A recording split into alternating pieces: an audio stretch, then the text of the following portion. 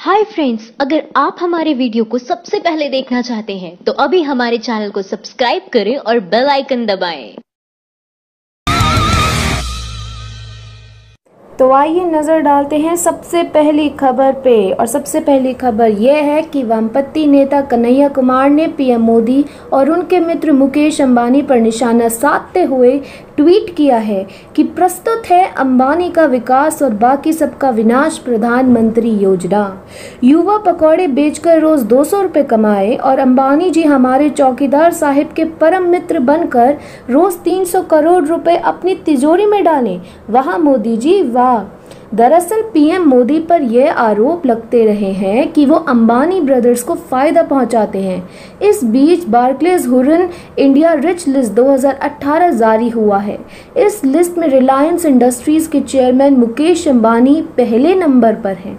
इस रिपोर्ट के मुताबिक एक साल में मुकेश अंबानी की कंपनी के शेयरों का भाव 45% बढ़ चुका है, यानी पिछले एक साल में उनकी कमाई हर दिन 300 करोड़ रुपए बढ़ी है। मुकेश अंबानी की संपत्ति 3,71,000 करोड़ रुपए की है।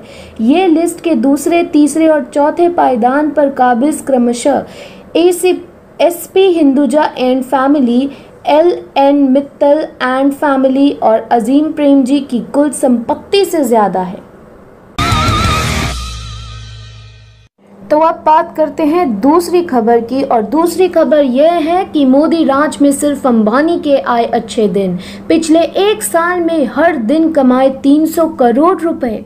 पीएम मोदी और अंबानी ब्रदर्स की मित्रता जग जाहिर है, चाहे मुद्दा जियो का हो या राफेल का। मोदी पर यह आरोप लगते रहे हैं कि वो मुकेश अंबानी और अनिल अंबानी को फायदा पहुंचा रहे हैं। एक तथ्य ये भी है कि मोदी सरकार आने के बाद से अंबानी भाइयों की संपत्ति में कई गुना इजाफा हुआ है।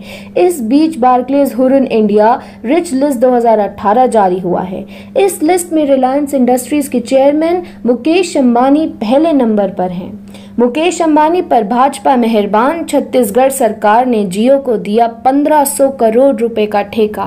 इस रिपोर्ट के मुताबिक एक साल में मुकेश अंबानी की कंपनी के शेयरों का भाव 47% बढ़ चुका है, यानी पिछले एक साल में उनकी कमाई हर दिन 300 करोड़ रुपए बढ़ी है। मुकेश अंबानी की संपत्ति 3,71,000 करोड़ रुपए की है। ये लिस्ट के दूसरे, तीसरे और चौथे पायदान पर काबिज क्रमशः SP Hinduja and family, LN. Mittal and family और अजीम प्रेमजी की कुल संपत्ति से ज्यादा है। मोदी राज में अंबानी अडानी के अच्छे दिन 73% बढ़ी। मुकेश अंबानी की संपत्ति विश्व के टॉप 20 अरबपतियों में हुए हैं शामिल। तो अब बात करते हैं हमारी तीसरी खबर की। और तीसरी खबर यह है कि आम आदमी पार्टी सांसद ने रक्षा मंत्री को भेजा लीगल नोटिस। बोले हर राफेल पर 1,000 करोड़ की दलाली किसने खाई, पूरा देश यह जानना चाहता है। आप नेता और राज्यसभा सांसद संजय सिंह ने रक्षा मंत्री निर्मला सीतारामन को कानूनी नोटिस भेजा है। ये नोटिस राफेल लड़ाकू विमान सौदे में हुई गड़बड़ी को लेकर है। संजय ने रक्षा मंत्री से कई सवाल किए हैं। आखिर 126 राफेल फाइटर जेट न खरीदकर उसे रद्द कर 36 फाइटर जेट लेने का फैसला क्यों लिया गया। संजय सिंह ने रक्षा मंत्री से पूछा है कि राफेल के एक जेट को खरीदने का खर्चा जब 526 करोड़ था तो उसे बाद में एक 670 करोड़ क्यों कर दिया गया। सिंह ने नोटिस में कहा है कि राफेल खरीदने में सरकार ने जो खर्च किया है वो लोगों की मेहनत का पैसा है। इस मामले पर संजय सिंह प्रेस कॉन्फ्रेंस करते हुए कहा कि हमारे देश की रक्षा मंत्री या तो मूर्ख है या फिर धूर्त है। सिंह ने कहा कि हर जहाज पर 1,000 करोड़ की दलाली किसने खाई, पूरा देश यह जानना चाहता है। 540 करोड़ का जहाज 1670 करोड़ में क्यों खरीदा और 70 साल पुरानी कंपनी के स्थान पर 10 दिन पुरानी कंपनी को ठेका क्यों दिया।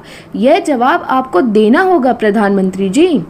आप सांसद ने मंत्रियों के बयानों पर सवाल करते हुए कहा कि लोकसभा के 14 सांसदों ने राफेल विमान की कीमत पूछी तो मंत्री सुभाष भामरे ने उसकी कीमत कुछ और बताई और जब मैंने कीमत पूछी तो कुछ और बताई। मेरा सवाल है कि लोकसभा और राज्यसभा में विमानों की कीमत अलग अलग क्यों बताई गई, इसका भी जवाब उन्हें देना चाहिए। राफेल पर हुए खुलासे पर सिंह ने कहा, फ्रांस के पूर्व राष्ट्रपति के बयान के बाद यह साफ हो गया है कि राफेल रक्षा सौदे में घोटाला नहीं महा घोटाला किया गया है। लगभग 36,000 करोड़ रुपए की लूट की गई है, दलाली खाई गई है। उन्होंने कहा कि मोदी जी आज आपसे देश पूछ रहा है कि 78 साल पुरानी लड़ाकू विमान बनाने वाली कंपनी को दरकिनार करके 12 दिन पुरानी अनिल अंबानी की कंपनी को ठेका क्यों दिया। बता दें कि राफेल डील पर मोदी सरकार पर आए दिन हमले हो रहे हैं। ऐसे में संजय सिंह के कानूनी नोटिस का जवाब सरकार क्या देती है ये देखना अभी बाकी है, क्योंकि खुद संजय सिंह का कहना है कि ये डील नहीं बल्कि घोटाला है। ऐसे में बीजेपी को, विपक्ष के साथ देश को भी ये जवाब देना है कि आखिर राफेल डील में रिलायंस की एंट्री और उसे 126 से। तो अब चलते हैं अगली खबर पर और अगली खबर यह है कि मोदी सरकार पर भड़के हैं जस्टिस चंद्रचूड़। कहा कि आधार एक्ट को मनी बिल की तरह पेश करना संविधान के साथ धोखेबाजी है। सुप्रीम कोर्ट ने भले ही आधार को अब कानूनी मान्यता दे दी हो, मगर जस्टिस DY चंद्रचूड़ के फैसले के बाद ऐसा लगता है कि पिक्चर अभी बाकी है, क्योंकि उन्होंने इस फैसले पर असहमति जताते हुए कहा है कि आधार अधिनियम पूर्ण रूप से असंवैधानिक है और आधार को मनी बिल के रूप में पास करना संविधान के साथ फ्रॉड है। दरअसल सुप्रीम कोर्ट में आधार बिल को मनी बिल के तौर पर पारित किए जाने पर सुप्रीम कोर्ट के जजों की राय बटी हुई है। इस मामले पर जस्टिस DY चंद्रचूड़ ने कहा कि साधारण बिल को मनी बिल घोषित करना राज्यसभा को उसके अधिकारों से वंचित रखता है। वहीं जस्टिस सीकरी ने कहा कि आधार को मनी बिल के तौर पर पास कराया जा सकता है। आधार पर अपना फैसला सुनाते हुए चंद्रचूड़ ने कहा, संवैधानिक गारंटी को तकनीकी के उलटफेर से समझौता नहीं किया जा सकता है। जस्टिस चंद्रचूड़ के इस फैसले को बहुमत के विरोध में दिए गए फैसले को कानूनी रूप से दिया जाता है। इससे होगा ये कि आने वाले समय में किसी बड़ी पीठ के पास इस मामले को भेजा जा सकता है। आधार पर फैसले सुनाते हुए जस्टिस DY चंद्रचूड़ ने कहा कि किसी साधारण बिल को मनी बिल घोषित करना राज्यसभा के अधिकारों का हनन है, लिहाजा आधार एक्ट को मनी बिल नहीं कहा जा सकता। जस्टिस चंद्रचूड़ ने कहा कि आधार एक्ट संविधान के अनुच्छेद 110 सेक्शन 1 के अनुरूप नहीं है, इसलिए यह एक्ट गैर संवैधानिक है। चंद्रचूड़ ने कहा कि आधार अधिनियम का मकसद ठीक, मगर इसमें सूचित सहमति और व्यक्तिगत अधिकार की रक्षा के लिए पूरी मजबूती सुरक्षा उपाय नहीं है। उन्होंने कहा कि आधार के जरिए आम जनता की निगरानी की संभावना है और जिसे तरीके से तैयार किया गया है उसके डेटाबेस जानकारी लीक भी सकती है। जस्टिस चंद्रचूड़ ने कहा कि मोबाइल हमारे वक्त में जीवन का एक अहम हिस्सा बन गया है और इसे आधार से जोड़ दिया गया। ऐसा करने से निजता, स्वतंत्रता और स्वच्छता को खतरा है। उन्होंने कहा कि वो मोबाइल से आधार नंबर को डी-लिंक करने के पक्ष में हैं। उन्होंने कहा कि यह मानकर चलना कि बैंक में खाता खोलने वाला हर व्यक्ति संभावित आतंकी या धांधली करने वाला है, यह अपने आप में क्रूरता है। जस्टिस चंद्रचूड़ ने यह भी कहा कि डेटा के इकट्ठा करने से नागरिकों की व्यक्तिगत प्रोफाइलिंग का भी खतरा है। इसके जरिए किसी को भी निशाना बनाया जा सकता है, उनके राजनीतिक विचार भी आसानी से पता लगाया जा सकता है। जस्टिस चंद्रचूड़ ने यह भी कहा कि आधार कार्यक्रम सूचना के निजाता, स्वर्णीय और डेटा सुरक्षा का उल्लंघन करता है। UIDAI ने स्वीकार किया है कि महत्वपूर्ण सूचना को एकत्र और जमा करता है और यह निजता के अधिकार का उल्लंघन है। बता दें कि आधार पर 2016 के कानून के संवैधानिक वैधता को चुनौती देने वाली याचिकाओं पर चीफ जस्टिस दीपक मिश्रा की अध्यक्षता वाली 5 संसदीय संविधान पीठ ने करीब 4 महीने के दौरान 38 दिन तक इन याचिकाओं पर सुनवाई की थी। कोर्ट ने यह फैसला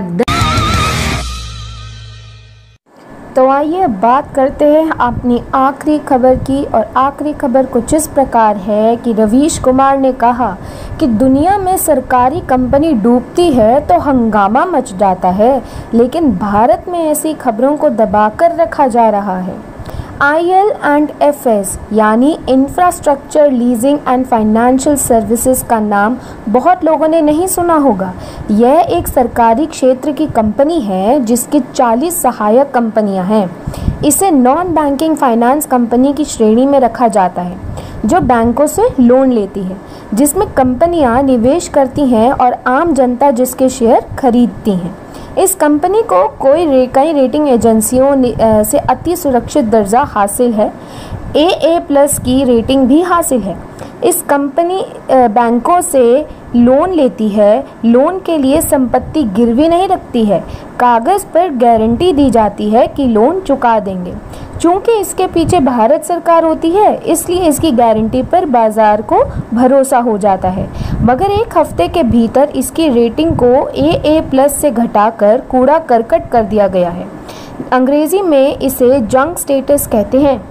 अब यह कंपनी जंक यानी कबाड़ हो चुकी है। जो कंपनी 90,000 करोड़ लोन डिफ़ॉल्ट करने जा रही हो वो कबाड़ नहीं होगी तो क्या होगी? जाहिर है इसमें जिनका पैसा लगा है वो भी कबाड़ हो जाएंगे। प्रोविडेंट फंड और पेंशन फंड का पैसा लगा है। यह आम लोगों की मेहनत की कमाई का पैसा है। डूब गया तो सब डूबेंगे। इसमें म्यूचुअल फंड कंपनियां भी निवेश करती हैं। कागज़ पर लिखे वचननामे पर बैंकों ने IL&FS और इसकी सहायक कंपनियों को लोन दे रखा है। अब वो कागज़ रद्दी का टुकड़ा बन चुका है। इस 27 अगस्त से सब यह गैर बैंकिंग वित्तीय कंपनी तय समय पर लोन नहीं चुका पाई, डेडलाइन मिस करने लगी, तब शेयर मार्केट को सांप सूंघ गया। 15 सितंबर से 24 सितंबर के बीच सेंसेक्स 1785 अंक गिर गया। नॉन बैंकिंग वित्तीय कंपनियों के शेयर धड़ाम बढ़ाम गिरने लगे। Small industry development bank of India जो कि SIDBI ने IL&FS और उसकी सहायक कंपनियों को करीब 100 करोड़ का कर्जा दिया हुआ है। 450 करोड़ तो सिर्फ IL&FS को दिया है, बाकी 500 करोड़ उसकी दूसरी सहायक कंपनियों को लोन दिया है। सिडबी ने इंसॉल्वेंसी कोर्ट में अर्जी लगाई है ताकि इसकी संपत्तियां बेचकर उसका लोन जल्द से जल्द चुका सके। एक डूबती कंपनी के पास कोई अपना पैसा नहीं छोड़ सकता, वरना सिडबी भी डूबेगी।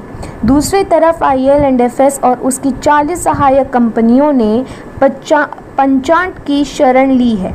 इस अर्जी के साथ उसे अपने कर्जे के हिसाब किताब को फिर से संयोजित करने का मौका दिया जाए। इसका मतलब यह हुआ कि जब तक इसका फैसला नहीं आएगा यह कंपनी अपना लोन नहीं चुकाएगी, तब तक सबकी सांसें अटकी रहेंगी। अब सरकार ने इस स्थिति से बचाने के लिए भारतीय जीवन बीमा को बुलाया है। बिजनेस स्टैंडर्ड्स ने IL&FS को प्राइवेट कंपनी लिखा है। इसमें सरकारी संस्थानों के निवेश की हिस्सेदारी 40% है, जिसमें भारतीय जीवन बीमा, भारतीय स्टेट बैंक, सेंट्रल बैंक और UTI भी शामिल हैं।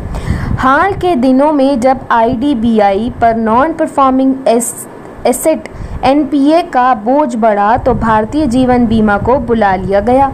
भारतीय जीवन बीमा निगम के भरोसे कितनी डूबते जहाज़ों को बचाएंगे, किसी दिन अब भारतीय जीवन बीमा के डगमगाने की खबर ना आ जाए। भारतीय जीवन बीमा निगम के चेयरमैन ने कहा है कि IL&FS को नहीं डूबने देंगे। IL&FS गैर बैंकिंग वित्तीय सेक्टर की सबसे बड़ी कंपनी है। इस सेक्टर पर बैंकों का लोन 4,96,400 करोड़ है। अगर यह सेक्टर डूबा तो बैंकों के इतने पैसे धड़ाम से डूब जाएंगे कि सोच भी नहीं सकते। मार्च 2017 तक लोन 3,91,000 करोड़ था। जब एक साल में लोन 27% बढ़ा तो भारतीय रिजर्व बैंक ने रोक लगाई। सवाल है कि भारतीय रिजर्व बैंक इतने दिनों से क्या कर रहा था, जबकि भारतीय रिजर्व बैंक ही इन वित्तीय कंपनियों की निगरानी करता है। म्यूचुअल फंड का 2,65,000 करोड़ रुपए लगा है। हमारे आपके पेंशन और प्रोविडेंट फंड का पैसा भी इसी में लगा है। इतना भारी भरकम कर्जदार डूबेगा तो कर्ज देने वाले, निवेश करने वाले सबके सब डूबेंगे। IL&FS का ज़्यादा पैसा सरकार के इंफ्रास्ट्रक्चर प्रोजेक्ट में लगा हुआ है। इसके डूबने से तमाम प्रोजेक्ट अधर में लटक जाएंगे। हुआ यह है कि टोल टैक्स की वसूली का अनुमान ज़्यादा लगाया गया, मगर उनकी वसूली उतनी नहीं हो पा रही है। इससे प्रोजेक्ट में पैसा लगाने वाली कंपनियां अपना लोन वापस नहीं कर पा रही हैं। इन्हें लोन देने वाली IL&FS भी अपना लोन वापस नहीं कर पा रही है। हमने इस लेख के लिए बिजनेस स्टैंडर्ड्स और इंडियन एक्सप्रेस की मदद ली है। मुझे नहीं पता कि आपके हिंदी अखबारों में इस कंपनी के बारे में विस्तार से रिपोर्टिंग है या नहीं, पहले पन्ने पर इसे जगह मिली है या नहीं। दुनिया के किसी भी देश में सरकार की कोई कंपनी संकट में आ जाए और उसमें जनता का पैसा लगा हो तो हंगामा मच जाता है। भारत में ऐसी खबरों को दबा कर रखा जा रहा है। तभी बार बार कह रहा हूँ कि हिंदी के अखबार हिंदी के पाठकों की हत्या कर रहे हैं। सूचना देने के नाम पर इस तरह से सूचना देते हैं कि काम भर हो जाए, बस सरकार नाराज़ ना हो जाए। लेकिन आम मेहनत कशन लोगों के प्रोविडेंट फंड और पेंशन फंड का पैसा डूबने वाला हो, उसे लेकर चिंता हो तो क्या ऐसी खबरों का माइंड द न्यूज रूम की रिपोर्ट। Thank you for watching our video. अगर आपको हमारी वीडियो पसंद आई हो तो इसे लाइक जरूर करें और हमारे चैनल को सब्सक्राइब करना ना भूलें।